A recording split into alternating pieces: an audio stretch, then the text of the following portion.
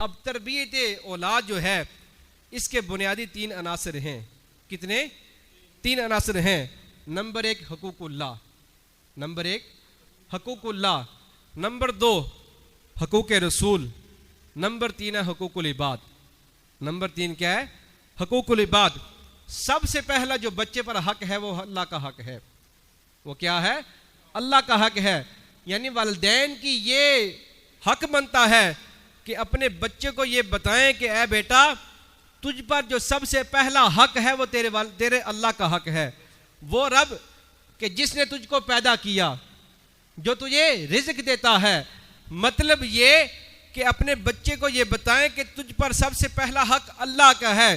یعنی پوری دنیا کا ناغہ ہوتا ہے تو ہو جائے، لیکن رب کی دربار کا ناغہ نہیں ہونا چاہیے.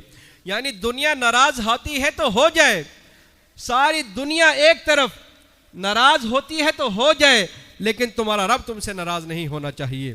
یعنی بچے کو یہ والدین پر حق ہے کہ اپنے بچے کو بتائیں کہ تجھ پر جو سب سے پہلا حق ہے وہ کس کا ہے؟ اللہ کا ہے. سب سے پہلا حق کس کا ہے؟ اللہ کا ہے. اب نمبر 2 حقوق رسول. اپنے بچوں کو بتائیں کہ اللہ کے بعد تم پر سب سے دوسرا نمبر جو اس کا حق ہے وہ کون ہے؟ نبی پاک علیہ الصلوۃ والسلام.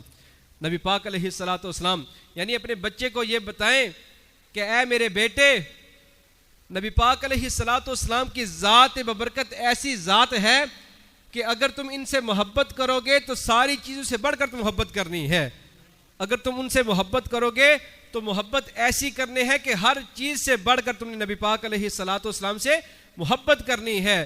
کیونکہ رب تعالیٰ نے کلمے میں بھی فرمایا کہ لا الہ الا اللہ محمد رسول اللہ. سب سے پہلا حق اللہ کا ہے. اللہ کے پاس جس ہستی کا حق ہے وہ کوئی اور نہیں ہے، نبی پاک علیہ الصلوۃ والسلام کی ذات مبارکت ہے. دوسرا حق کس کا ہے؟ حضور علیہ الصلوۃ والسلام کا.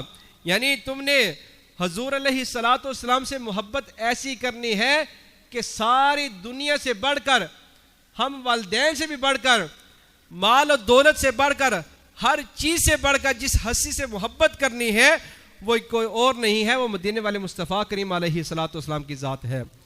وہ مصطفیٰ علیہ الصلوۃ والسلام کی ذات ہے. نمبر 3 اپنی اولاد کو یہ بتائیں کہ تم پر جو تیسرا حق ہے وہ کس کا ہے؟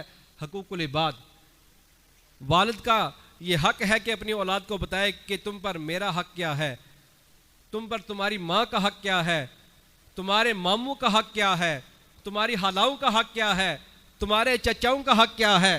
یعنی حقوق العباد سکھائے جائیں. تو بنیادی 3 عناصر ہیں. سب سے پہلے اپنی اولاد کو سکھائیں کہ حقوق اللہ کیا ہے، اللہ کا حق کیا ہے. نمبر 2 حقوق رسول، نبی پاک علیہ الصلوۃ والسلام کا حق کیا ہے. اور نمبر 3 فرمایا گیا کہ اپنی اولاد کو سکھاؤ کہ حقوق العباد کیا ہوتی ہے.